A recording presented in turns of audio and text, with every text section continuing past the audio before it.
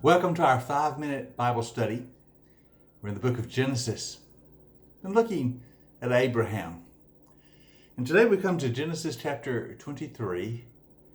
And this chapter is all about the burial of Sarah. Let's read the story. Now Sarah lived to be 127 years old. She died at Kiriath Arba, that is, Hebron, in the land of Canaan. And Abraham went to mourn for Sarah and to weep over her. Then Abraham rose from beside his dead wife and spoke to the Hittites. He said, I am a foreigner and a stranger among you. Sell me some property for a burial site here, so I can bury my dead. The Hittites replied to Abraham, Sir, listen to us. You are a mighty prince among us. Bury your dead in the choicest of our tombs. None of us will refuse you his tomb for burying your dead. So Abraham rose and bowed before the people of the land, the Hittites. He said to them, If you are willing to let me bury my dead, then listen to me. Intercede with Ephron, son of Zohar, on my behalf. So he will sell me the cave of Machpelah, which belongs to him, is at the end of his field. Ask him to sell it to me for the full price as a burial site among you.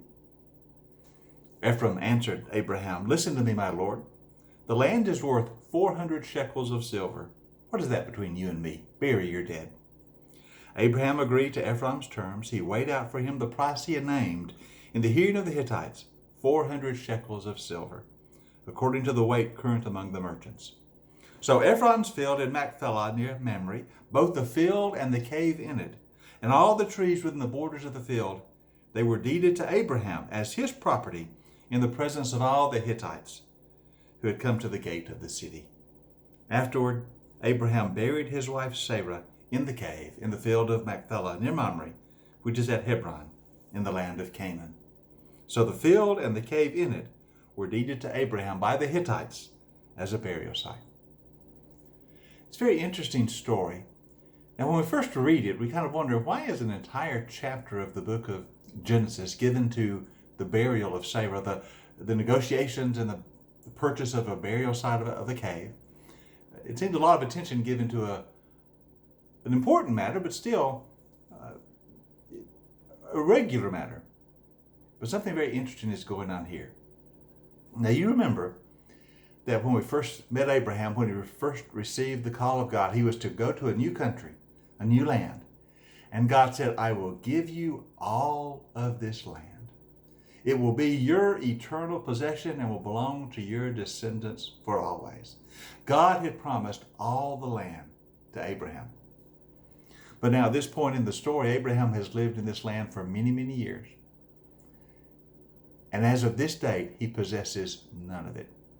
As he says to the Hittites, I'm living as a foreigner among you. He was a nomad.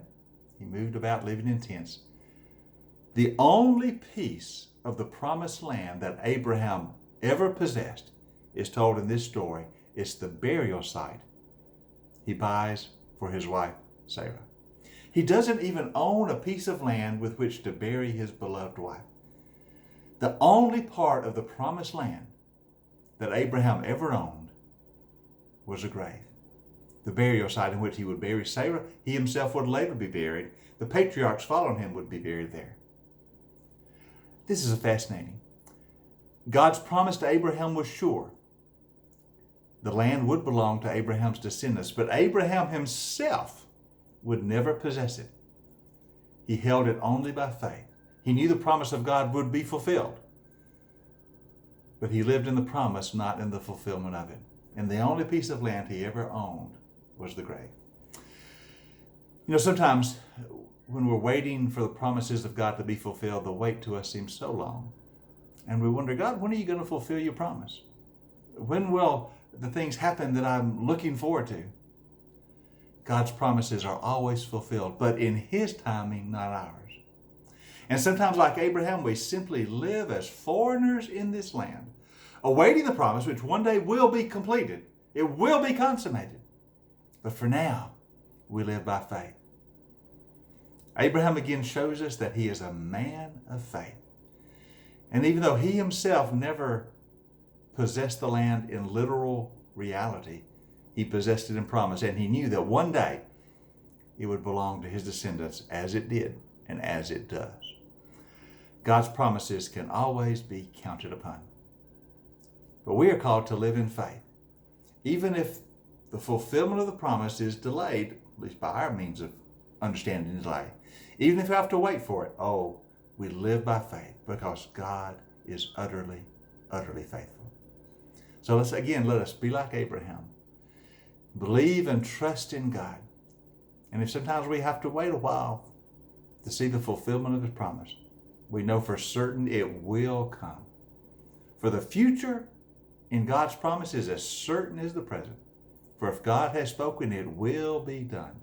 And we live by utter faith in his promise, his word to us. Just like Abraham, the great man of faith. Hope you have a great day today.